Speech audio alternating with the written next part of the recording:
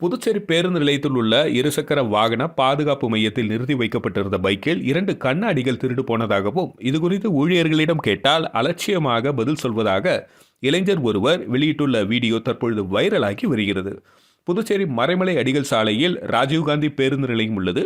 கடந்த சில மாதங்களுக்கு முன்பு ரூபாய் 29 கோடியில் நீண்ட இழுபறிகளுக்கு பிறகு புனரமைக்கப்பட்டு திறக்கப்பட்டது. பேருந்து நிலையம் திறக்கப்பட்டாலும் அங்கு கட்டப்பட்ட எந்த ஒரு வணிக கடைகளும் இதுவரை திறக்கப்படாததால் பொதுமக்கள் மிகவும் அவதி அடைந்து வருகின்றனர்.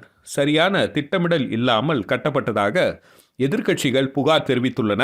இந்த நிலையில் பேருந்து நிலையம் உள்ளே அமைந்துள்ள புதுச்சேரி நகராட்சி மூலம் ஒப்பந்த அடிப்படையில் இயங்கும் இருசக்கர வாகன கட்டண பாதுகாப்பு மையத்தில் கடந்த 3 தினங்களுக்கு முன்பு இளைஞர் ஒருவர் தனது பைக்கை நிறுத்திவிட்டு வெளியூர் சென்றார்.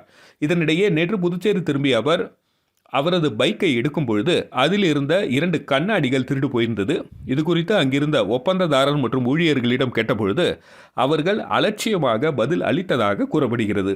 இது தொடர்பாக அந்த இளைஞர் புதுச்சேரி பேருந்து நிலையத்தில் நிறுத்தப்படும் வாகனங்களுக்கு பாதுகாப்பு இல்லை என்றும், இதுதான் பேருந்து நிலையத்தில் உண்மை நிலை என்றும் புதுவை அரசு உடனடியாக சிசிடிவி கேமரா அமைக்க வேண்டும் என வலியுறுத்தி வீடியோ வெளியிட்டுள்ளது தற்பொழுது பல்வேறு விமர்சனங்களை எழுப்பியதுடன் இணையத்தில் வைரலாகி வருகிறது.